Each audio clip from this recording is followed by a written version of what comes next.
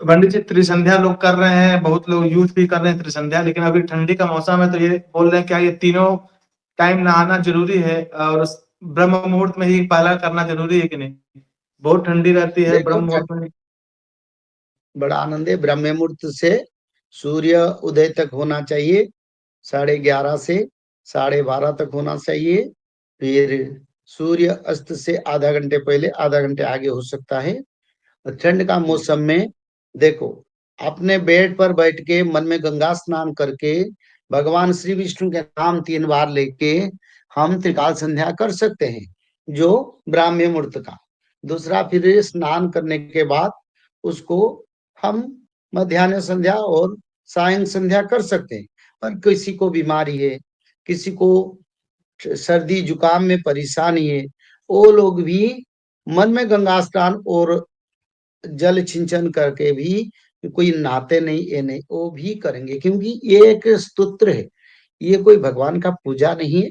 इसको अभी करे, आगे सत्ययुग बदलने के साथ मनुष्य शरीर फिर मजबूत हो जाएगा, फिर समय के साथ सारे नियम के साथ। अभी मैंने थोड़ा उसको सरल करवा दिया, ताकि लोग भक्ति से करे, भाव से करे, कोई शुद्ध। देखो, अंतर में जो पवित्रता, स्वच्छता वो होना चाहिए। बाह्य स्वच्छता से मानव में कुछ नहीं मिला है, ना मिलेगा। तो इसलिए जब ध्रुव, प्रहलाद, द्रौपदी, नारद, पंच पांडव, विदुर, भगवान के बड़े बड़े भक्तों ने प्रमाण किए, भक्ति और विश्वास दोनों बड़ा है। अगर हम उसको पालन करेंगे ऐसे सरलता और कोहल नियम, यानी लिबरल नियम के अनुसार, तभी भक्तों को उसका फल मिलेगा। पर त्रिकाल संध्या मत बंद करें, क्योंकि त्रिकाल संध्या बंद करने से आगे भी रास्ता बंद हो जाएगा। जय जी जगन्नाथ। पंडित जी। और श्रीमद् भागवत महापुराण बहुत लोग की कंप्लीट हो चुकी है, तो क्या वो दोबारा शुरू कर सकते हैं कि अब दूसरे कुछ पढ़ना शुरू करें, कुछ रामायण महाभारत? देखो, श्रीमद् भागवत महापुराण में ये रचना है, प्रथम स्कंद में शायद, उसमें व्यास देव जी ने लिखे हैं, परम शास्त्र भागवत को नित्य पठन करके जन्म से मृत्यु तक पठन करना चाहिए। उसका कभी अंत नहीं होना चाहिए, उसका कभी बंद होना चाहिए। तो जी। इसीलिए भागवत को अभ्यास पूर्वक, ये लिखा है कैटेगोरिकली, अभ्यास पूर्वक जन्म से मृत्यु तक, बच्चे से बूढ़े तक सबको पढ़ना पड़ेगा। और भागवत महापुराण को जन्म से मृत्यु तक जो पढ़ते हैं, उनको त्रिपाप चक्र लगता ही नहीं, उनको वैकुंठ प्राप्ति होती। तो इसलिए इसको करना चाहिए। बस मत करके त्रिकाल संध्या भागवत पठन करें। इसके माध्यम से मानव लोगों का, उनका परिवार का सुरक्षा, उनका सुरक्षा, और आगे आने वाले समय को जाने के लिए भी बड़ा भगवान की कृपा मिलेगा।